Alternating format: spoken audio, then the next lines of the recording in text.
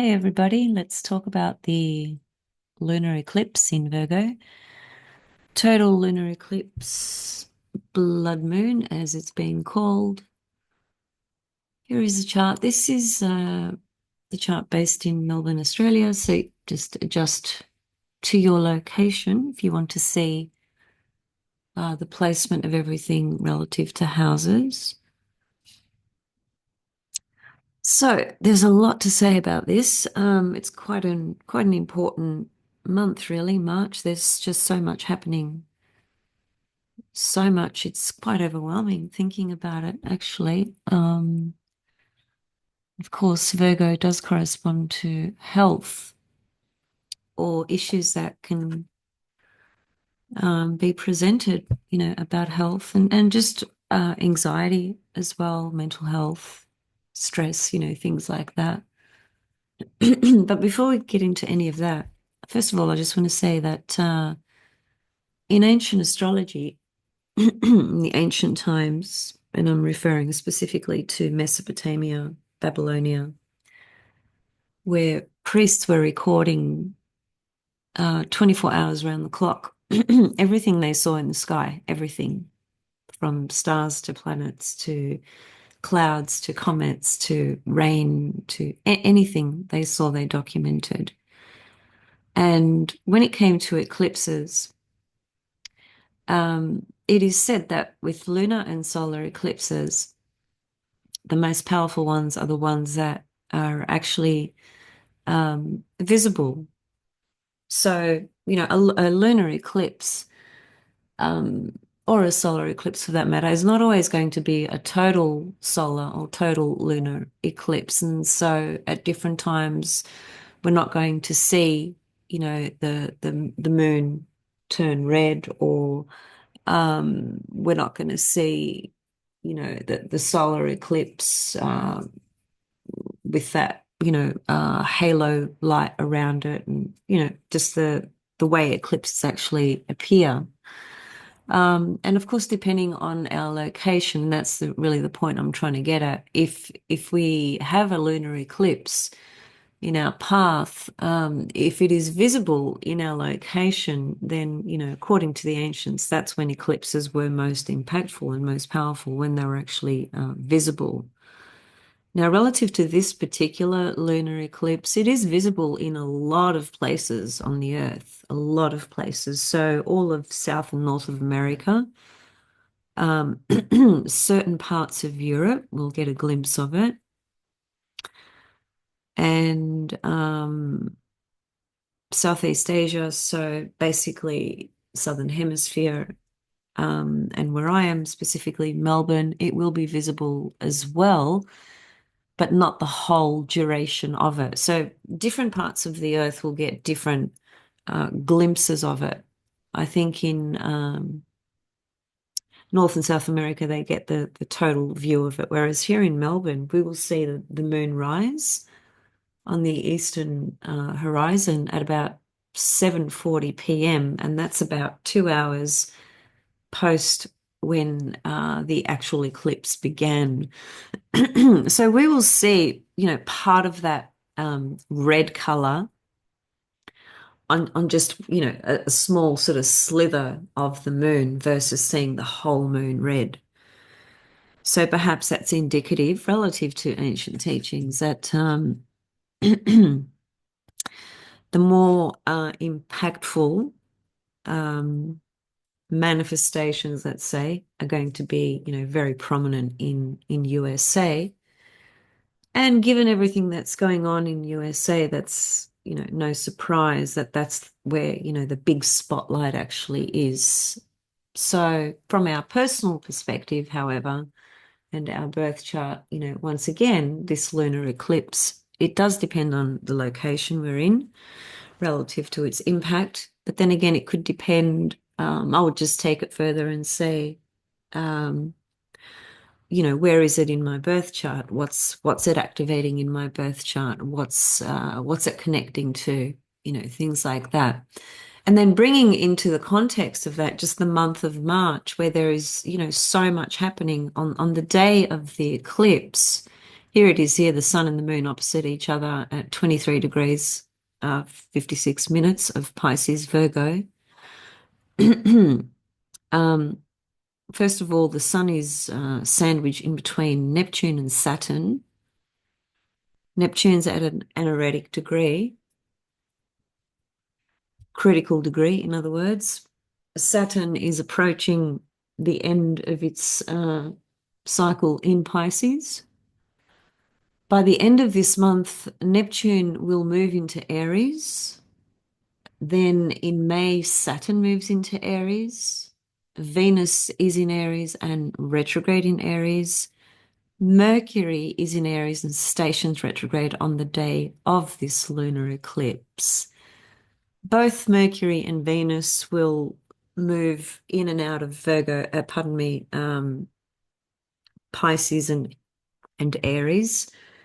So, that the part of our chart that contains Pisces and Aries, which is, you know, in very simple terms, it's the end and the beginning, because Pisces represents the end, the closure of things, and Aries, of course, represents the beginning of all things. So the world at large is at that tipping point with Saturn and Neptune particularly being at the end of the wheel, preparing to begin and emerge a new journey in Aries. So there's that collective sense of massive things, coming to a close, and the emergence of this new energy being born. But there's this incredible sense of uncertainty.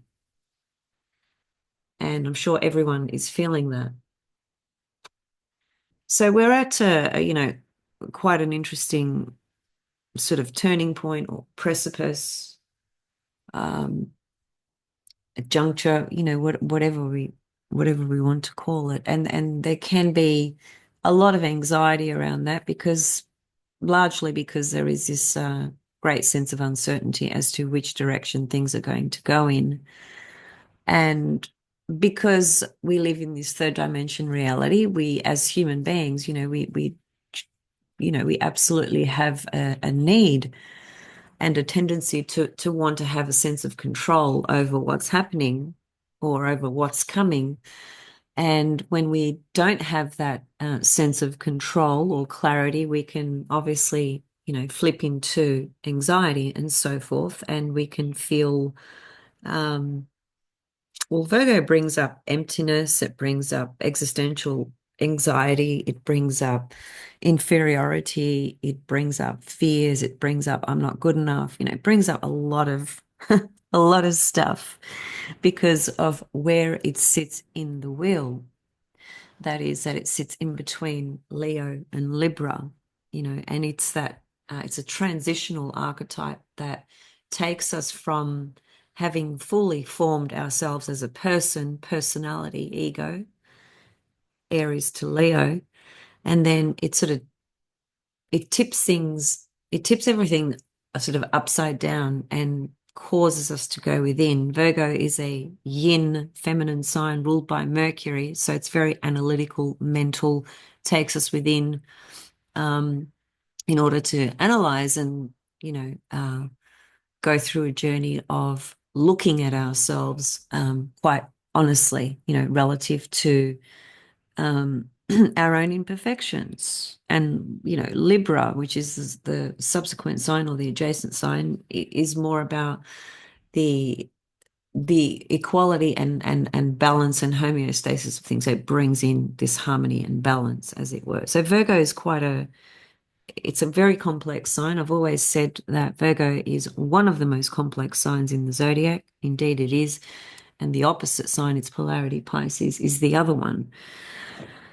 So, this lunar eclipse, which has the sun in between Saturn and Neptune, is at a very critical point, I think. And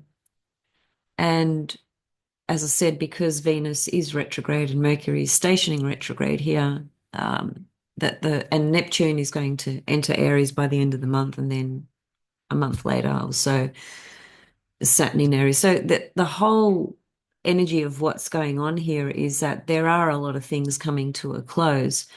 And I guess, a very simple way to think about it is to say, well, what else does Virgo sort of help us achieve or help us focus on or put the spotlight on? And a simple word is to say that it helps us clean things out. Just clean things out. Now, that can be symbolically, or that can be literally, depending on our situation, life story, and so forth. But it is a very powerful lunar eclipse because it's a total lunar eclipse. You can see the moon's right near the node, the south node. Sun is right near the north node. That's what creates an eclipse. A lunar eclipse in this case, the nodes are opposite each other with the sun on one end and the moon on the other. So a total lunar eclipse where, on the Earth it's going to be visible in a lot of places is indicative of, pretty significant changes and pretty significant things coming to a spotlight, And Virgo is very much a pointer towards what works and what doesn't work. Now that's going to be, a spotlight on the world, as it were, with systems and processes and systemic processes and systems from a political perspective, from a health perspective, from every single level, because Virgo is that part of the will that helps us organize our life and organize ourselves and organize our day and figure out what works and what doesn't work, So this is a lunar eclipse highlighting the things that are actually not working or the things that are working that we could further develop and progress towards. And lunar eclipses, especially total lunar eclipse, can, really sensitize us and bring a lot of things up from the unconscious as well. Stimulate the nervous system, highlight a lot of things that we may feel internally anxious about, and so on and so forth. So, it will be a time to, at this very moment now, when I'm sitting here doing this recording, it's 2 days before the eclipse. So you may already be tuning into a lot of these sorts of thoughts or things coming up for you.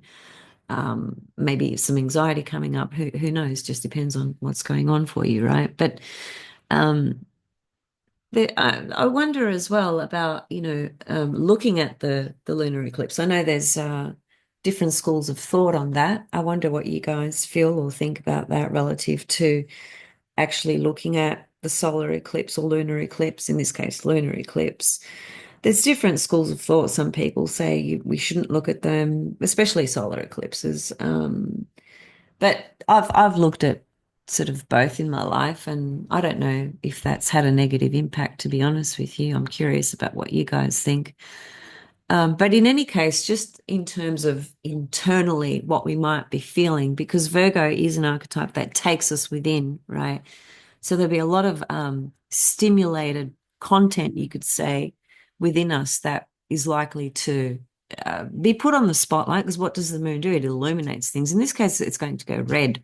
So what does that mean symbolically? There's something else there going on, some other things that will be seen, that otherwise are not seen. It's, generally blood full moons can be pretty chaotic, and chaos is a good word for the polarity of Virgo and Pisces. It's chaos and order. It's the same coin, the same aspects exist in the same time, if you like. It's this chaos and order type of energy and field where we can maybe uh, see more of the chaos in certain parts, but in other parts we might see more of the purpose and the order of things as well. Of course, Virgo, has a tendency to be overcritical at times, but at other times that critical nature is also very productive and very important, because critical reasoning skills are lacking in many places or in many individuals. So it is important to have critical reasoning skills with, the observations of things that we um, witness, around us and in our own life or externally, collectively. But I guess the highlight of the polarity of Virgo Pisces with the chaos and order component of it is also a reminder of, yeah, okay, we may need to have our critical mind working, right, to look at certain things through that lens, but at the same time, we also have to bring in perhaps a sense of compassion or forgiveness for things, because the Virgo will put the spotlight on the imperfections and will put the spotlight on everything that's wrong, as it were, and that can benefit us if it's constructive. On the other hand, though, the Pisces element brings in the focus on the necessity to forgive the imperfections that exist both within ourselves and within others. So this is another theme that's simultaneously coming up with all the other energies surrounding this lunar eclipse, which is the Saturn, the Neptune, the Venus, and the Mercury. Also, at the end of this month, typically when we have a lunar eclipse, it's followed by a solar eclipse, or there was a solar eclipse before it. In this case, we have a solar eclipse coming up 2 weeks after this lunar eclipse, which will be in Aries, and it will be at the 10th degree of Aries, which is the zone where Venus stationed retrograde at 10 degrees of Aries. Mercury is stationing very, very close to 10 degrees of Aries. So Mercury and Venus are very strong archetypes and characters in what's happening in this month, particularly with these solar and lunar eclipses. They're like agents of doorways, they're agents carrying part of this energy, right? Of the solar and lunar eclipses. They're facilitating what's unfolding with this lunar eclipse and with the solar eclipse at the end of the month. And because they are both, Mercury is about to go retrograde and Venus is retrograde, again, even within that, there's a big indication that it would better serve us to take the month of March as a journey of introspection, to really reflect on things internally for ourselves, and for the world, really, but primarily for ourselves to go to just open the doorway to a deep analysis, and at the same time, because Venus is retrograde in Aries, Mercury is going retrograde in Aries, and as I said, they're at that degree where the the solar eclipse is going to appear in 2 weeks. It's no coincidence that all this is lining up in this way, right? So there's a lot of activation around the Aries, Pisces, and in this case, Virgo windows, if you like, or points in our chart, right? And if we keep it very simple, Virgo is about cleaning things out, clearing shit out, recognizing our own imperfections and working on those, maybe being a little bit more forgiving to ourselves and to others for our own imperfections and for the imperfections of others. And also with the Pisces Aries doorways here, we have this sense that big things are coming to an end, and very powerful things are starting to emerge in a way that we're quite unclear about at this point, which is all the Aries energy that's being amplified, right? Just lost a thought that I was trying to get to. Let me see if it comes back. I'll just see if it comes back. In the interim, though, let's also look at Uranus is forming a trine to this new lunar eclipse. Um, that's always a pretty interesting, um, part of the story because Uranus always corresponds to breakthroughs, freedom, authenticity. But it can bring in, waves of shock as well, because it brings in the unpredictable and the unexpected. So we can't predict what that's going to be because Uranus corresponds to what you can't predict. It's the unpredictable. But there it is a trine aspect, which suggests that um, it's a softer connection to the moon versus a square, for example, or a conjunction.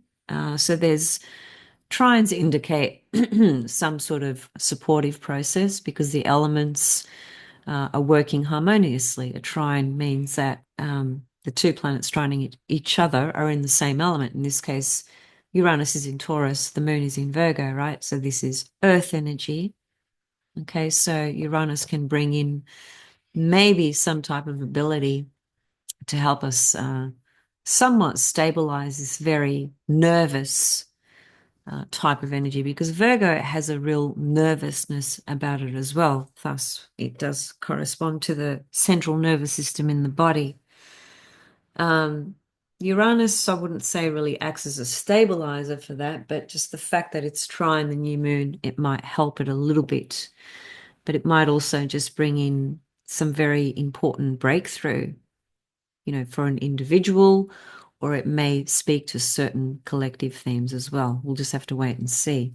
We never really know. We hypothesize, we speculate based on our knowledge, theory, observation, correlation, historical events, and so forth. But I still think that at the end of the day, every lunar eclipse and every new cycle of things brings in something new because we're not at the same point that we were a year ago or 5 years ago or 20 years ago or 100 years ago. Everything's always evolving, right? So there is always an element of uncertainty relative to exactly what's going to manifest. Um, So it's a month of really powerful uh, clearing out and turning points, especially for the Aries Pisces components of our chart. And we could be caught in this position, like not caught in a position, but a feeling of being in this position where um, we can feel a lot of things have come to a close. And I think, Neptune at the last degree, the anaretic degree, has really just shown the perspective. I think everyone's perspective has changed on what the nature of reality really is.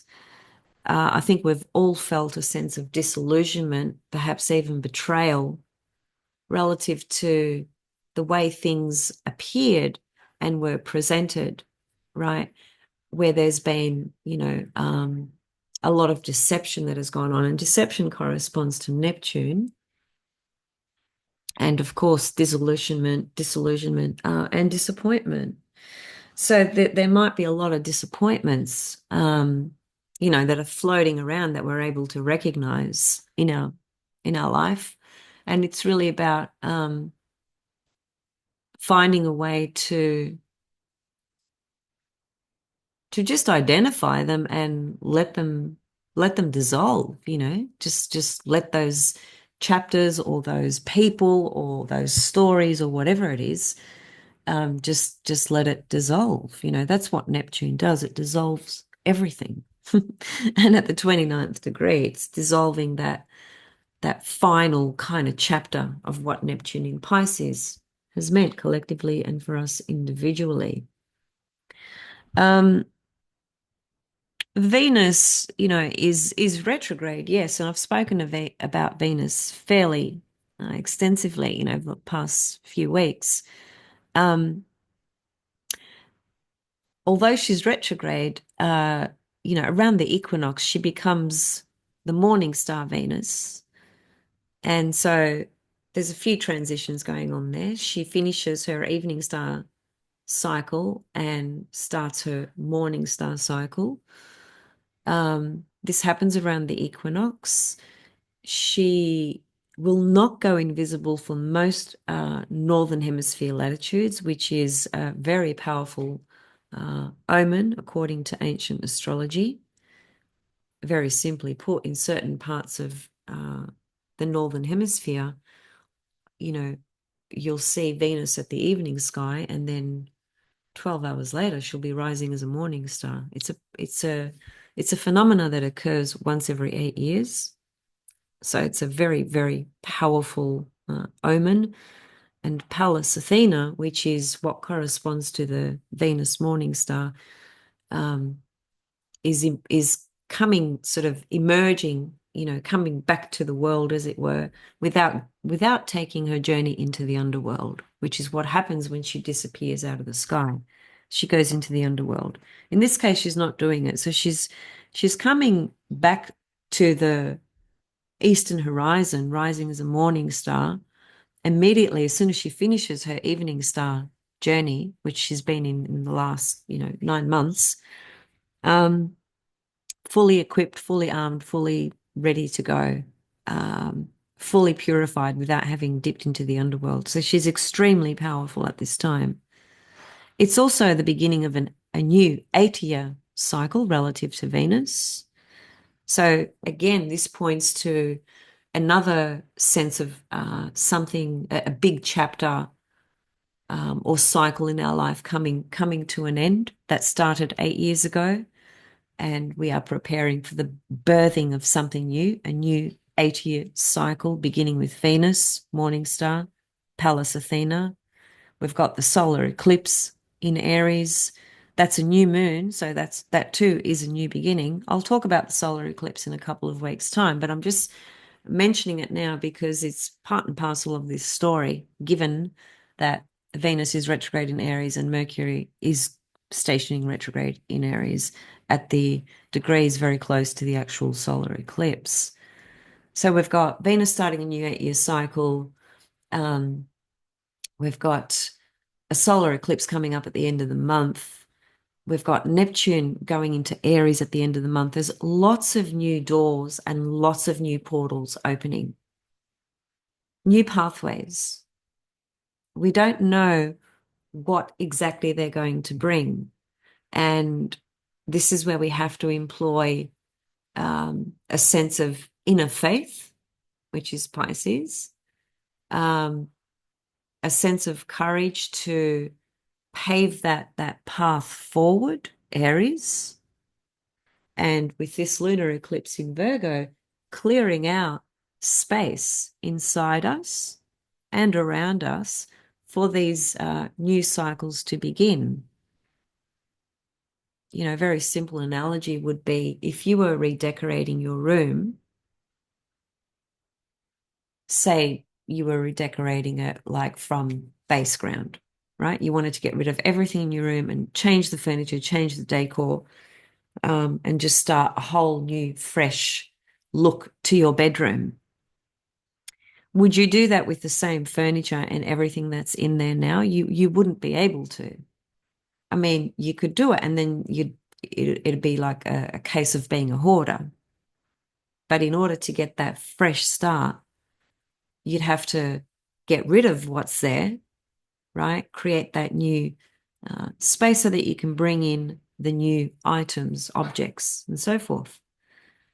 That's just a very basic analogy to think about from the point of view of this lunar eclipse in Virgo, which is indicative of clearing and cleaning things out, for the new passages and new portals and new doors that are opening with all this blazing fire energy in Aries that's being kicked off with Venus retrograde in Aries, the Venus star point in Aries, starting a new 8-year cycle, Mercury retrograde in Aries, Neptune ingressing into Aries by the end of this month, solar eclipse in Aries at the end of this month. It's all pointing to big, brand new pathways opening up and just cleaning out, clearing out internally and externally so that we can support the process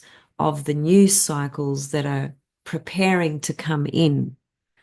And we can do so much with that, internally ourselves and externally around us, depending on our motivation, desire, needs, um, self-direction, clarity, awareness, commitment, and how much we are prepared to do the work that's required, with this, uh, let's say with this month of March particularly. So really, really powerful, interesting, intense March 2025. There's just so much going on. It's hard to process it mentally. We kind of need to break it down and relate it to ourselves and how we might sort of focus at that, and what specifically we might want to focus on and work with as well, which of course will have very much to do with the houses of Pisces and Virgo. Well, yeah, Virgo in this case, but Pisces and Aries in your birth chart. Um,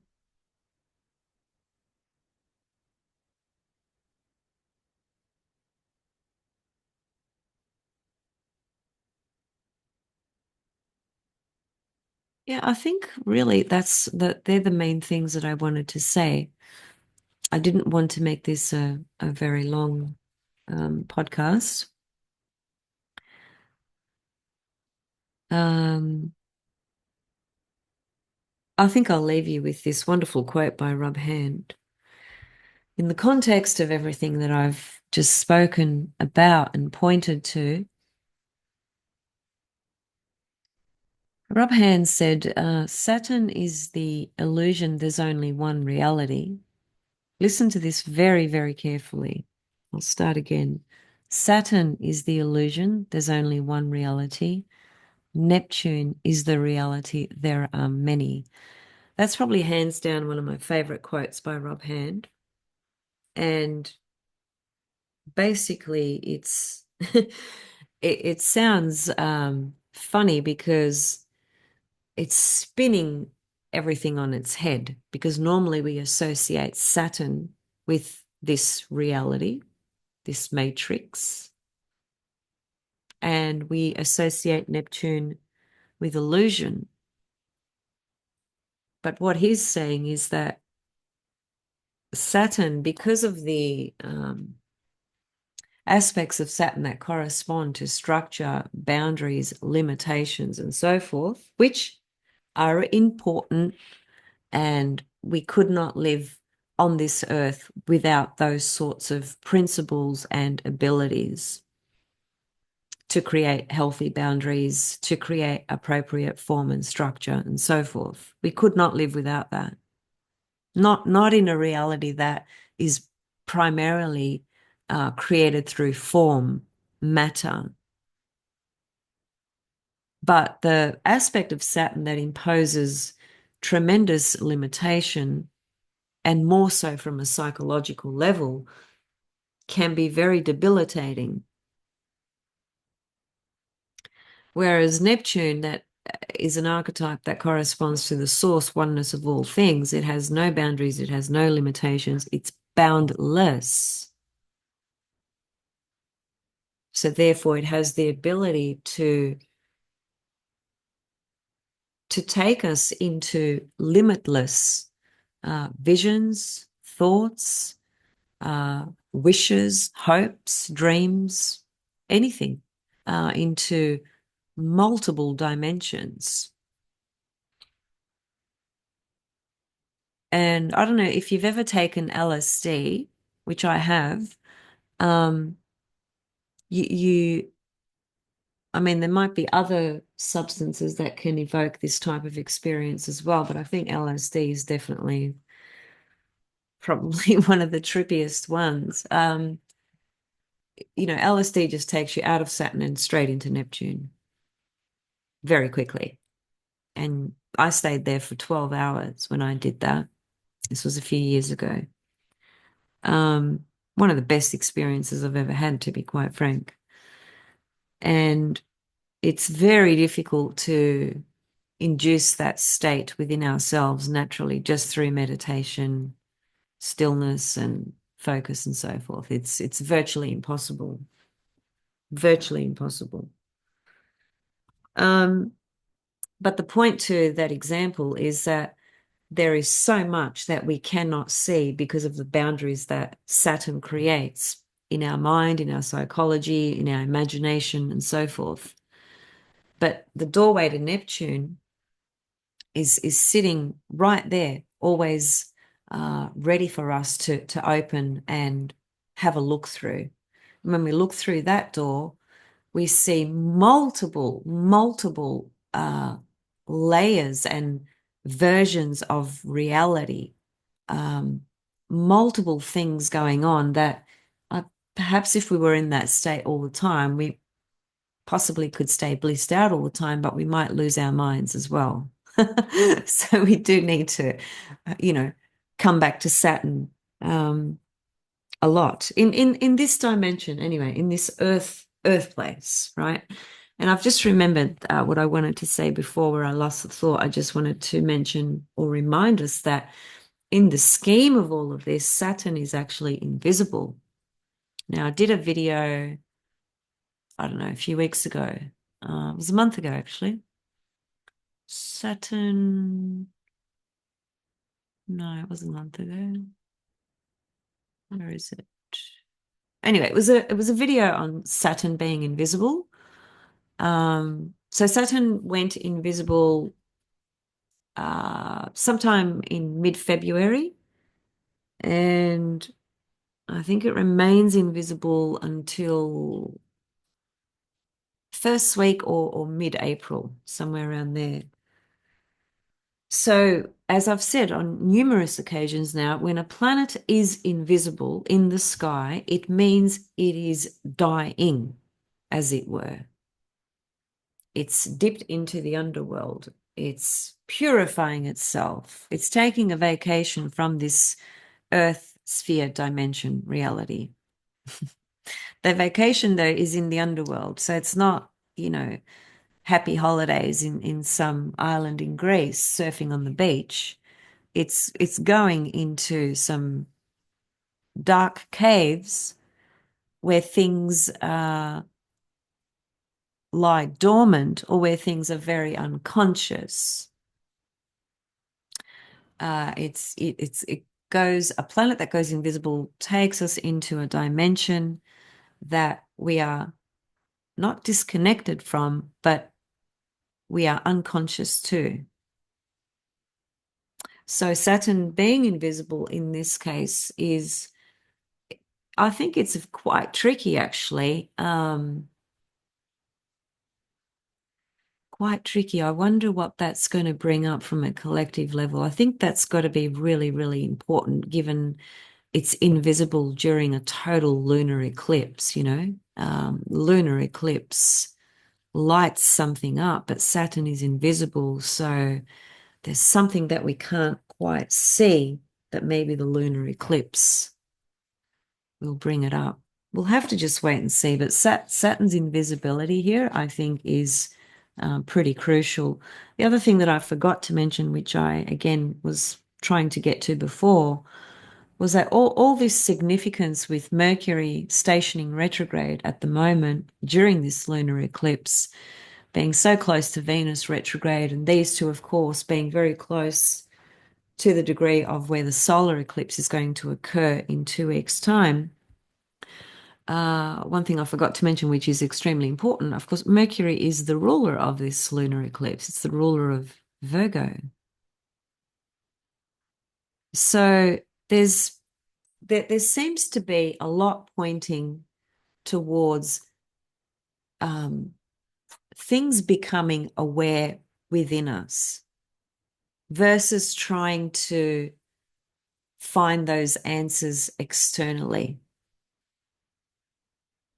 So if we can be comfortable with that and work with that process internally, I think we can benefit quite a bit from this journey of this lunar eclipse.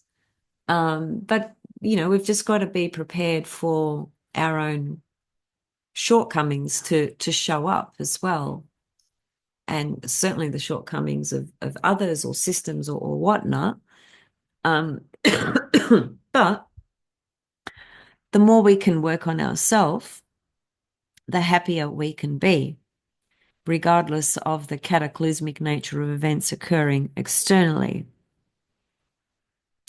It's said a lot, and maybe it's been done to death, but on the other hand, it's so important, and I don't think we understand this unless we ourselves consciously choose to recognize this and to connect to it. And what I'm getting at is that the more we can understand ourselves and work on ourselves internally, the more peaceful and happier we can be, no matter where we are and no matter what is going on. That little piece of advice is probably the most valuable thing ever. It really, really is. But is it easy to achieve? Is it easy to do? It's not. It requires commitment, which of course is Virgo. Virgo is about commitment, discipline. Uh, yeah, it just depends on your personal circumstances. If someone is 60 years old and they've been just eating a crap diet their whole life, and this lunar eclipse just happens to be in their sixth house, well, we kind of know what that's going to point to, don't we? More likely than not. That's just a simple example, but I think Virgo, yes, it absolutely corresponds to health, but it corresponds to, as I was saying before, everything in our life that just simply doesn't work, that we need to recognize. Very simply put. Mercury is invisible, by the way, as well at the moment. So Saturn and Mercury are invisible. Saturn's stationing retrograde. Venus is retrograde. There's just, yeah, massive, massive things coming to an end. Preparing for the new era, which is going to be Saturn, Neptune conjunction in Aries. So yeah, it's just an opportunity to clear out with Virgo, lunar eclipse in Virgo. I think, there'll be some pretty big things that happen on certain places on the earth for sure. But let's wait and see. Okay, I'll see you guys soon. Soon. There's a solar eclipse coming up in 2 weeks, so I'll certainly be back to talk about that. I think just one other thing very quickly. There is a sextile from Mars, which I forgot to mention, but the moon's already past it, so it's a separating sextile. In this case, it's almost 4 or 5 degrees away. So the moon, before the lunar eclipse occurs, a couple of days before that, the moon would have been sextile Mars, and as it moves away, preparing to oppose the sun, it's moved away from the sextile. So I don't know how strong that will be relative to the lunar eclipse, but it might. But, it is a sextile, and sextiles are generally not cataclysmic in nature. The opposite, they usually present an opportunity. And Saturn's no longer retrograde, but it still is in a very difficult place from the point of view of being in Cancer, and he's working his way up to Leo to then form an opposition to Pluto. So I don't know how helpful that will be, to be quite honest. I think, the best, if there was something positive to come out of this, it might just be the perhaps an extra sense of energy to persevere forward with certain things, because Mars is certainly connected to our drive and energy. That the trine to Uranus is definitely closer. I prefer that aspect, I think. Yeah. Okay. All right. I will see you guys soon. Let me know what you think in the comments, and sending you all much love. And reach out if you would like to connect with me for some type of reading, clarity in your chart, Venus star point, Venus new 8-year cycle, whatever, and anything. Yeah, just reach out. Okay, talk to you soon. Bye.